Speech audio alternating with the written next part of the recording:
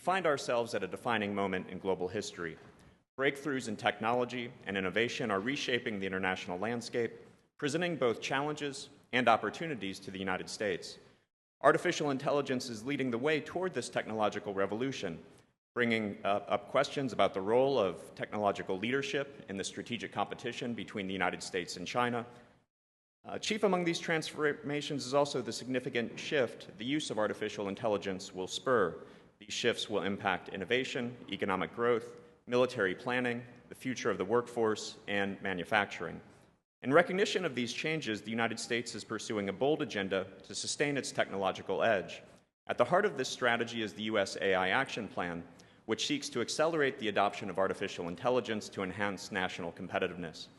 Today's discussion will examine how the United States can strengthen its technological advantage, navigate evolving domestic manufacturing and workforce trends, and solidify its role as a leading technology power. In this spirit, Mr. Helberg joins us to discuss how the Trump administration is approaching AI economics and geopolitics.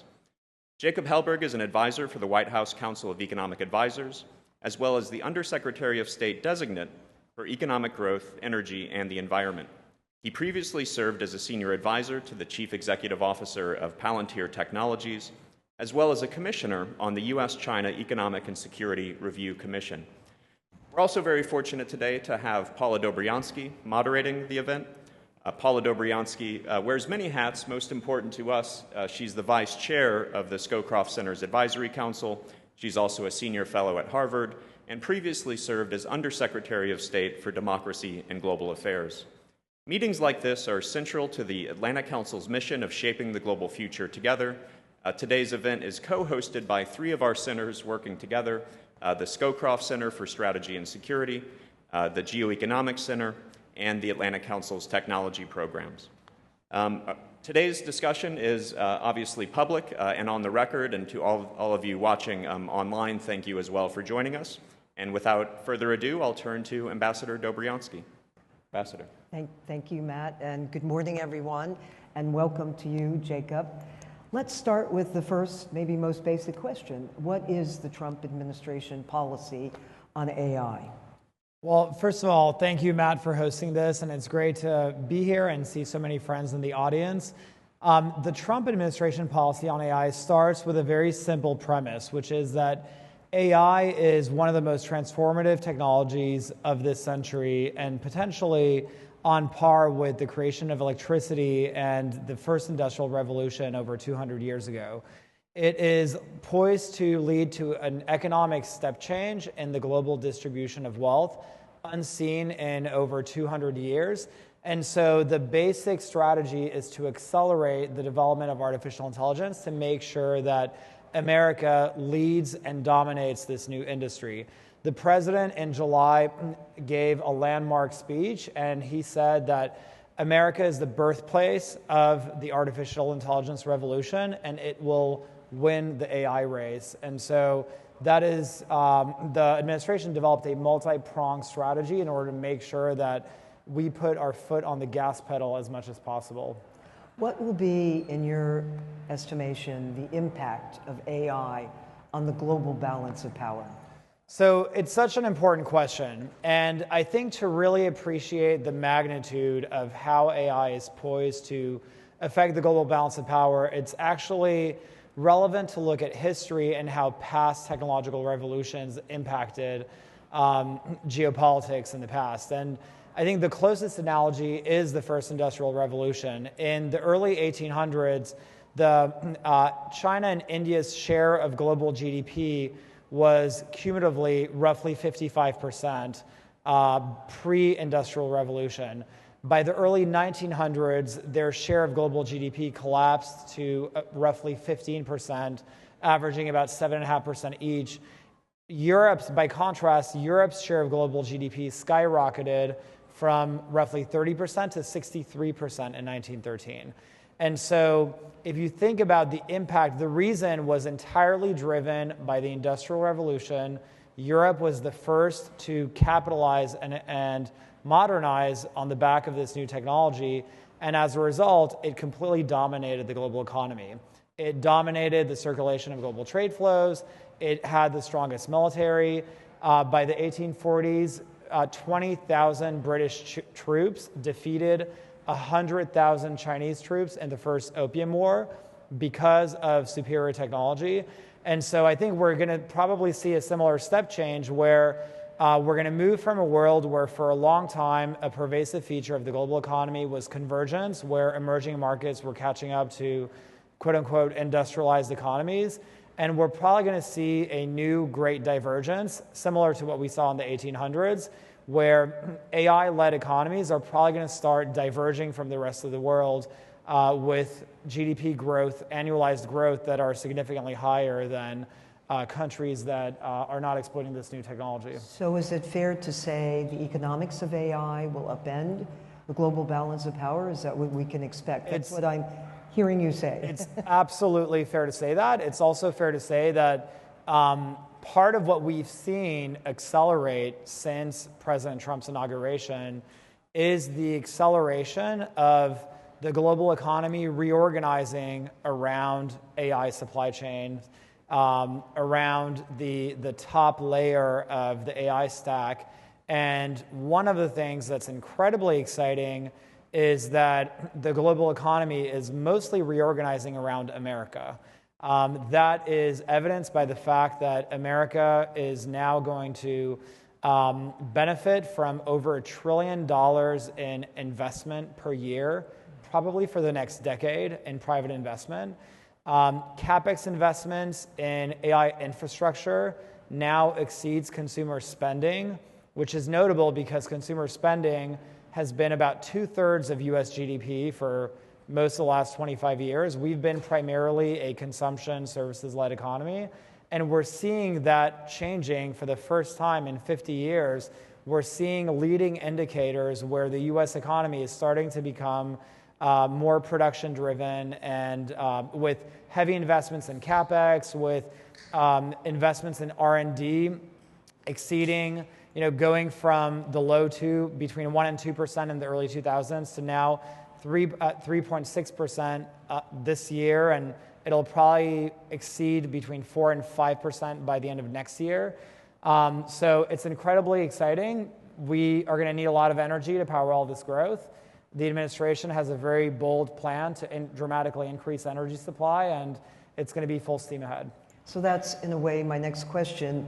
Is the United States well positioned to leverage these changes and to make us more competitive and to have the benefits of this technological revolution?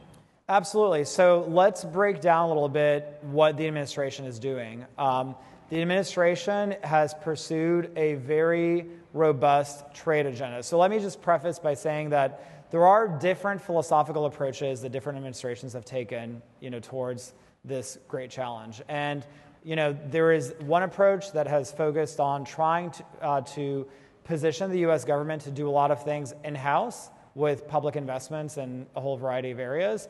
The alternative approach, which is largely the approach of the Trump administration, is to actually, rather than get the government in the business of being on the front lines of using taxpayer dollars to make all sorts of public investments, using the government to create the macroeconomic investment climate and create the conditions that actually allows and enables prosperity and the development of the technology itself here.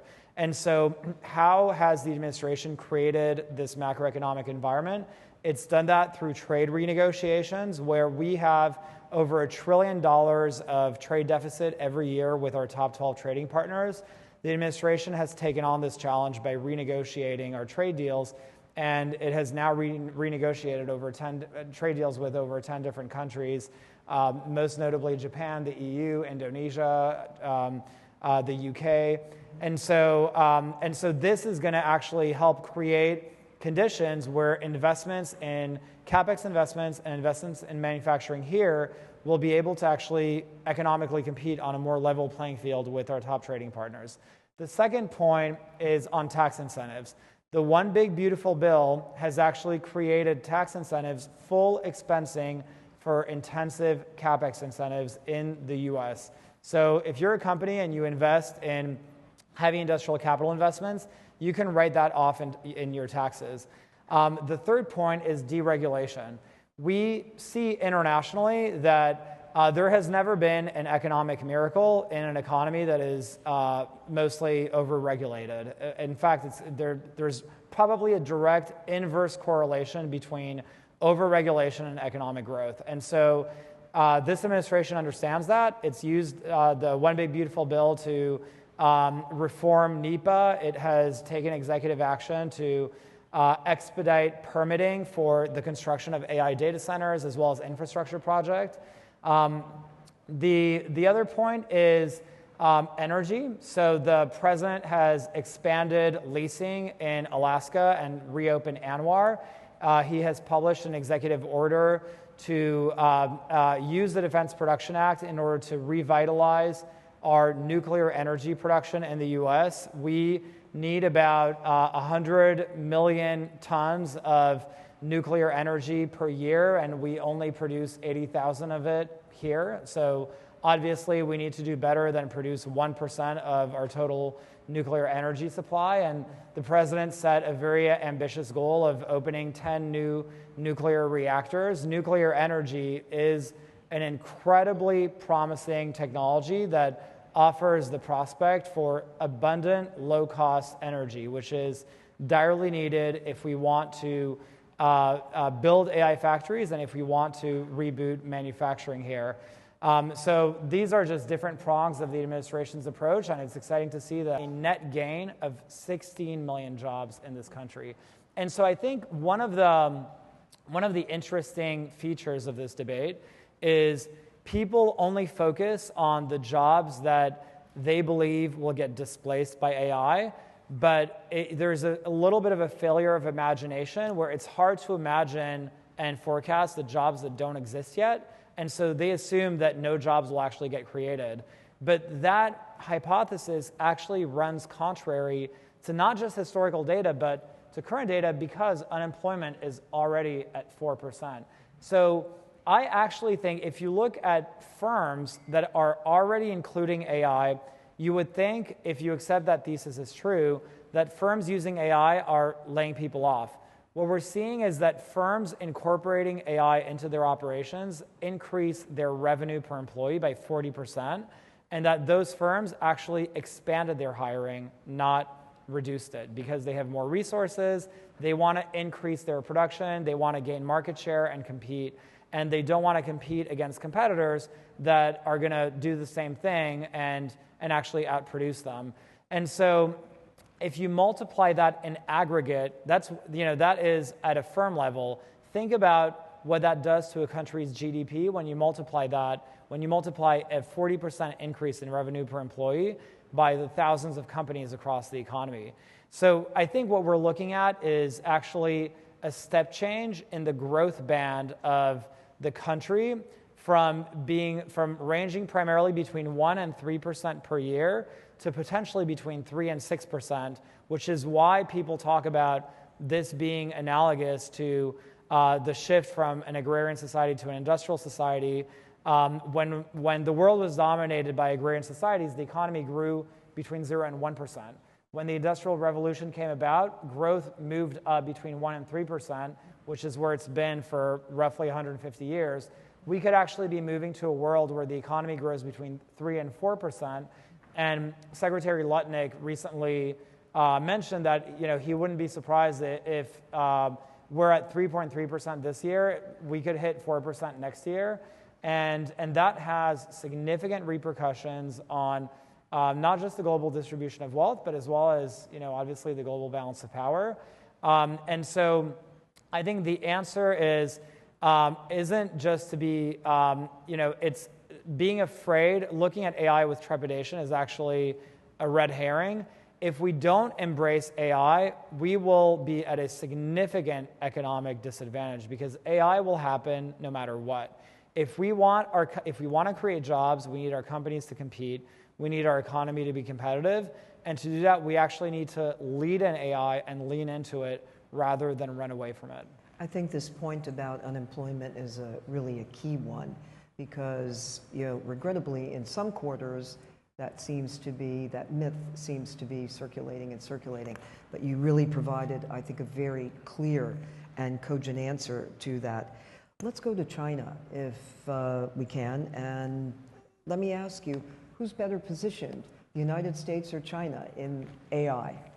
So China obviously remains an incredibly formidable competitor. And they have the advantage. So a lot of literature has been published over the last 10 years that goes on and on about how China has a natural advantage by virtue of the amount of data that it has, and it is unconstrained by privacy regulations and can therefore harvest that data pretty much at will in order to train its large language models.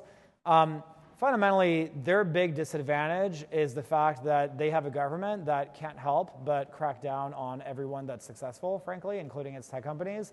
And we're seeing that with their own, action plan that they published and their safety framework that they published just a few weeks ago, that aims that, really it's obviously cloaked under words like safety, but really what it means is it provides the government a mandate to encroach and tighten its control over the private sector, which is obviously been the direction of travel for some time now.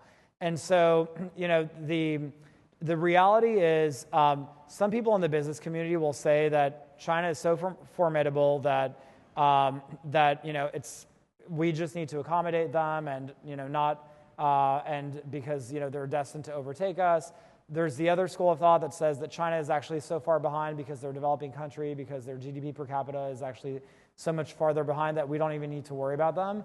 Those two theses seem in contradiction, but they converge over the idea that America needs to actually embrace inaction, and we just don't need to worry about China.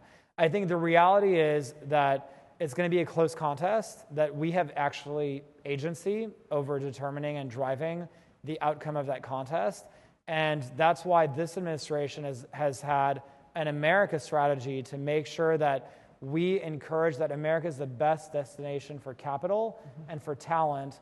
And you're seeing that borne out in the numbers because the $1 trillion of private investments that have been committed in the U.S. are leading to things like the Arizona investments in Arizona and TSMC announcing $500 billion in investments in private capital, not taxpayer funding, to reboot semiconductor manufacturing in America. Hyundai, Mitsubishi, all these companies are investing in industrial activities here. And so we need to be focused on making sure that America is the best place to invest, which is exactly what we're doing. And, historically, that's been a recipe for success for us. I'm very skeptical that China's heavy-handed approach is actually going to prove successful, and I feel confident in our approach. Let me take it a step further, or maybe broader. How do you see this fitting in the overall Trump administration policy towards China? Because you began in mentioning about, the issue about trade, tariffs. There's also the military component. In fact, it was President Trump who was the first person who elevated the Quadrilateral Security Dialogue, our partnership with the countries in Asia, Japan, India, Australia, and us. How do you see this fitting in a broader sense? Can you comment on that a bit? Yeah, so I think the general approach of the administration is really to focus on, what our needs as a country is to have an America-centric approach and focus on what we need as a country to secure our economy, to make sure that our economy cannot be held hostage by a foreign power, and to ensure that we have all of the conditions and that our companies have all of the conditions that they need in order to build products, innovate, and compete internationally. That's why we've been focused on trade deals, on deregulation, on private investment. And so fundamentally, when we think internationally about how that translates to an approach with foreign partners, that's going to mean engaging a lot of foreign partners around supply chain security and making sure that our supply chains, that the trends that we're currently seeing on how the economy is reorganizing around AI ends in an end state that means that our supply chains are secured and are not overly exposed to geopolitical adversaries. And so, there's a lot of work that's being done on mineral security. There's a lot of work that's being done on manufacturing, and so the agenda on trade connects to the agenda on energy, which connects to the agenda on deregulation. Mm-hmm. It's all about boosting American competitiveness, making sure that we have a domestic production capacity that actually meets certain national security needs, but that also we can engage foreign partners who we trust in order to bring our economic policy more closely in line with our national security strategy. And if I could just end on one point, for a long time, I think this is a philosophical shift, because for a long time, the consensus of the establishment was to completely decouple trade and economic policy from national security.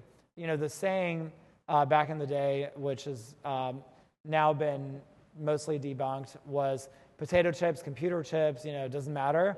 And actually it does matter. And so we're actually, the shift that we're seeing, in intellectual debates, but also in policy, is that economic policy is actually becoming much, much more closely tethered to national security. And you can't just have those two things exist in parallel. They have to exist together. And so that's the basic approach of the administration. I was going to say 100%. There have been some military types who have said this in the past, but you're right, it didn't get traction, and now it's really being advanced in the Trump administration. You mentioned allies, partners, these kinds of relationships. Let's talk a bit about that, about this area, this domain, what we can be doing with NATO, AUKUS, all of these kinds of partnerships. What's the value? How can we have a multiplier effect and a greater influence globally as a result of it? So obviously,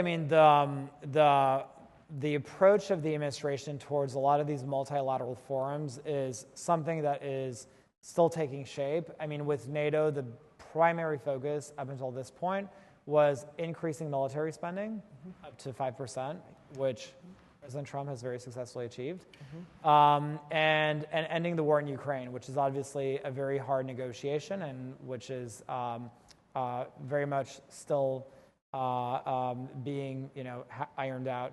And so I think generally speaking, there is a choice before us, which is, do we want to use existing frameworks and processes and retrofit our strategy to those frameworks and processes, or do we actually just pursue a strategy that has its own tailored approach? And what I mean by that is NATO, the G20, APEC, all of these different types of groupings are processes. And so I think there's a meta-level question as, do we retrofit our strategy to a process, or do we actually create a process that is tailored to the strategy? I think that is something that we'll probably see play out over the next few years.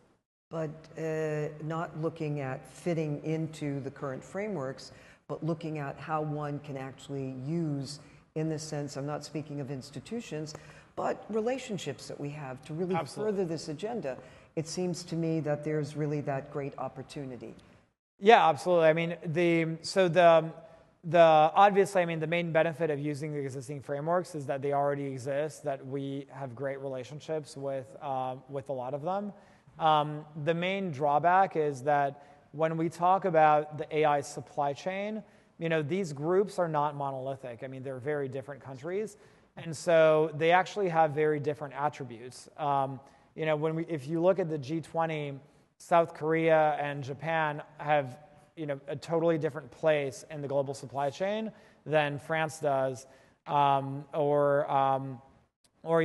you look at other country groupings like ASEAN, for example, Southeast Asia is a leader in mineral production, and which is which occupies a very different place in the supply chain stack than countries like South Korea, which are closer to the top of the stack with semiconductor manufacturing. And so the topics and verticals that we choose to focus on with each country is going to have to necessarily be tethered to what their unique comparative advantages are. With that being said, I mean, existing using frameworks to have those conversations makes a great deal of sense, and I think you're seeing the administration do that. Say a word also, not just, I've asked you about our allies, our partners, but the private sector is key in this effort. I was in Australia in August, and actually about a year ago in Australia, one of our companies, this is Amazon Web Services, they happened to conclude an MOU with the Australian government's Ministry of Defense. So Australia is one of our Five Eyes countries where we have a close intel relationship. And here they were helping in terms of data. And of course, the importance of AI in this mix loomed large. Say a word about that, because also it's not just about governments, but also about the private sector. And I think you've been very outspoken on that front, as I've seen you. Absolutely. You've written and you've spoken. Yeah. So I co-founded a grouping called the Hill and Valley Forum, which brings together tech CEOs and policymakers on a bipartisan basis to create a home to help solve our hardest national security challenges with the best technology available on the market. And fundamentally, you're right that the private sector is an indispensable partner in that mission. And the reason is that most of our innovation, most of our R&D investment, it all comes out of the private sector. 80% of all R&D investment in the US is entirely private sector driven. The government, does very little of this in-house these days, and the private sector just is leaps and bounds farther ahead. And so the only way that we actually bring about a coherent strategy is to do it in tandem with private sector actors. And let me just give an example. So if we have a mineral security strategy, the only way, the government can do things like stockpiles and, it can explore, it can consider potential approaches like the Defense Production Act. But fundamentally, the only way to have a mineral security strategy that works over time is through offtake agreements. To make sure that companies like NVIDIA, like Apple, become customers for non-CCP refined minerals. And that's why it was incredibly significant when Tim Cook came to the Oval Office and actually rolled out his plans to build a completely American silicon supply chain in the US, and unveiled a partnership with NP Materials, which operates the Mountain Pass mine in America. And so offtake agreements are key. That's one example of how working with the private sector is going to be essential, and ultimately that model will be replicated, I think, in a great deal number of other verticals. Absolutely. No, I really wanted you to comment on this because it's already been happening. As you mentioned, Tim Cook's visit to the White House. And at the same time, there are others that are just moving forward. And the opportunities are there. And the Australian case is a really interesting one. It's one I'm familiar with. And actually, their Ministry of Defense also supports your comment before about economic security, and then also in terms of traditional national security, if you will. Let me ask you a different question. And this one, I have to look down to say this precisely. What does export the USAI tech stack to compete with China mean? I wonder that question. I'd like you to answer that question. I wonder what that means. So fundamentally, so here's what it means. We saw over the last 20 years that China built the only solution for 5G. What that meant was we had to spend billions of dollars and an enormous amount of diplomatic capital to go around the world and convince other countries to not use Chinese 5G, which was much cheaper. And the alternative was not an American company, it was a European company called Nokia and Ericsson. The reason was that if you control the internet at the hardware level, you can compromise everything that sits on top of it. That obviously is not so much of a problem if you're dealing with a company that's actually a private company, as is the case in most of the West. It's a really big problem if you're talking about a Chinese company which has direct ties to the PLA and is an instrument of the Chinese Communist Party, which is obviously the case for Huawei. The key with the tech stack is we need to make sure that as the AI industry explodes and grows very fast internationally, that people build their AI ecosystems on top of the American stack. What that means is hardware, it means foundation models, and it means applications. Exporting that stack means people will be using NVIDIA chips. It means people will be using US hyperscalers. It means people will be using American foundation models and fine-tuning them to build applications fit for their use cases. And so right now there's a really big debate going on what the right balance is between making sure that we can, the most contentious part of this debate really centers around the export of high-end chips. As I'm sure everyone in this room knows, there are different types of chips. There's memory chips, there's logic chips, and there's analog chips. The most vexing part of this debate really focuses on the most advanced logic chips that are on the frontier. Ultimately, there's most chips are not actually subject to export controls. So the debate focuses on how do you calibrate national security concerns over our most prized technology with the competing goal of making sure that the rest of the world builds on top of the stack, so to speak. That is, there is no contentious debate around exporting open source models and exporting even closed source models. We want the rest of the world to use American models. And so from that standpoint, there's a great deal of consensus on the fact that we need to do a better job at making sure that at promoting American companies overseas. Ultimately, the export control debate remains a heated one, but there's clearly a way to thread this needle, which the administration will likely roll out in the next few months. Well, a follow-up question is there a certain part of the stack that sort of sticks out as a priority? Fabrication, data centers, frontier models. How do you exactly prioritize that?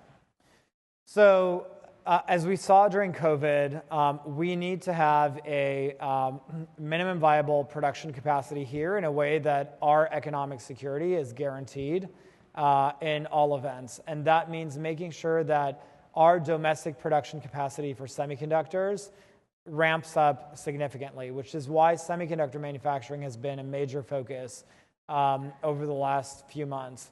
With respect to model development, we need to stay at the frontier of having the most advanced models.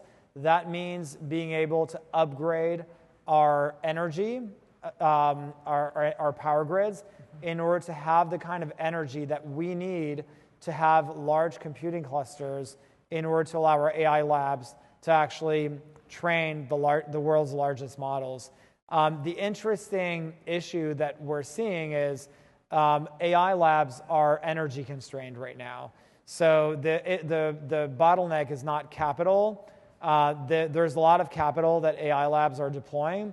The problem is that even if you have unlimited capital, you need a power grid that can feed a massive amount of energy towards these computing clusters. And that's why the administration has really prioritized energy as a key pillar of this strategy. So semiconductor manufacturing is a key exposure point that we need to address. Mineral security is a key exposure point that we need to address. The energy layer, we have a lot of energy, but we need to grow our supply of energy over the next decade. And then the top of the layer, we need to make sure that we actually export the top of the layer as much as possible, especially for foundation models and applications. Okay. What about dual-use technologies here? How does our strategy deal with that challenge of dual-use technologies? So that's such an important point. And one of the under-discussed trends that we're seeing emerge is that over the next decade, over $2.7 trillion in public investments will be spent on defense. So that is a complete sea change from where we were just a few years ago. The big trillion-dollar question is, what will governments spend it on? We're seeing governments like Sweden, Japan, Germany, all rearming, building out their defense budgets. And the big question is, where will that capital go? I think the recent conflicts in the Middle East and the war in Ukraine actually highlighted to governments the need and the primacy of artificial intelligence on battleground scenarios. So fundamentally, what that means with respect to dual-use technologies is I think they are seeing how autonomous systems, how image recognition systems, as well as systems like common operating pictures are actually leading to determinative outcomes on the battlefield. So, I think we're just scratching the surface on on military use cases for artificial intelligence.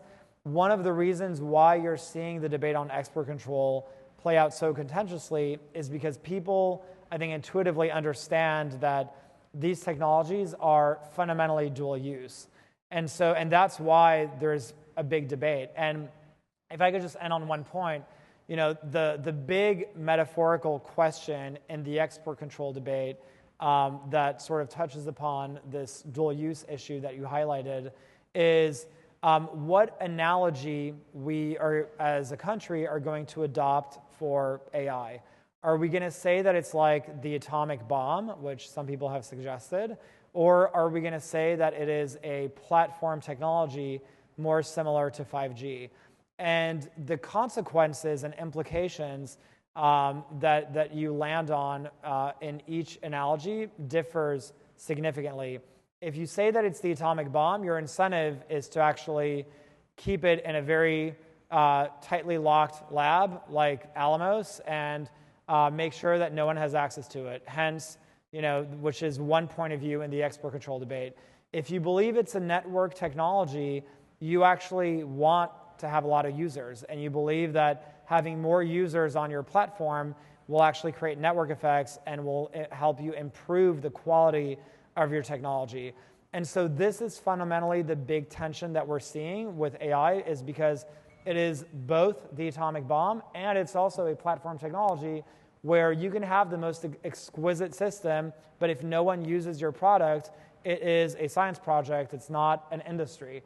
And so we need to land in a place where somehow we preserve the military edge that we have, that we derive out of this technology, while making sure that we create an ecosystem and an environment where we where we have the app store that has the most apps and the most users. And so that's the context for a lot of this debate. We have a couple more minutes of our fireside chat. I want to ask you about quantum technology. Where does quantum technology fit in with the Trump administration, or any other emerging technologies that haven't been discussed? So the quantum technology is obviously a very high priority of the administration. It has been a technology that's actually been a core focus since January, basically. Quantum technology gets a lot of press, but it is one of the most advanced technological fields in the world. And the universe of people who are truly experts in quantum are probably less than 100. It is the manipulation of atoms. And so the basic stakes are if you master quantum computing, you can basically break through encryption systems. and which has huge national security implications for the protection of our nuclear stockpiles. I will say that this is an issue where it's really important to get it right, but it's also on the very vanguard of human technological progress. And so I think it's important to approach this issue with a great deal of humility because it's an incredibly complicated field. And I'd be reluctant to preface too much of where the administration is going to go on this. We have 30 seconds. In 30 seconds, what would you like to impart to this Atlantic Council audience that maybe we haven't covered? Is there anything that you want to just say very specifically? So I think very specifically, obviously the Atlantic Council has done a lot of great intellectual work on the study of how power dynamics between countries affect geopolitical outcomes. I think I would encourage all of you to really lean into that debate by looking at how AI could actually drive international politics in the years ahead in a way that is helpful to policymakers, but in a way that also policymakers may not be tracking. I find it useful to look at history and how past technological revolutions have actually shaped geopolitics, how they've shaped things like employment markets, as well as the development of new military technologies. It's a really vast area of study, and I think there's a great deal of contribution that can come out of it with further inquiry, and there's a lot of potential for you guys to have a big impact. Jacob Helberg, I'd like to thank you for coming today. This was truly a tour de horizon. And I also want to thank all of you here who are with us today in person, as well as all of those who have tuned in to the Atlantic Council across the globe. Just thank you all for coming. And let me just announce, we do have our next event, Resilient Futures, Transatlantic Energy Security Cooperation in a New Geopolitical Era. I think that fits well, given the emphasis on energy and the connectivity here. But thank you again for coming. Please join me in thanking.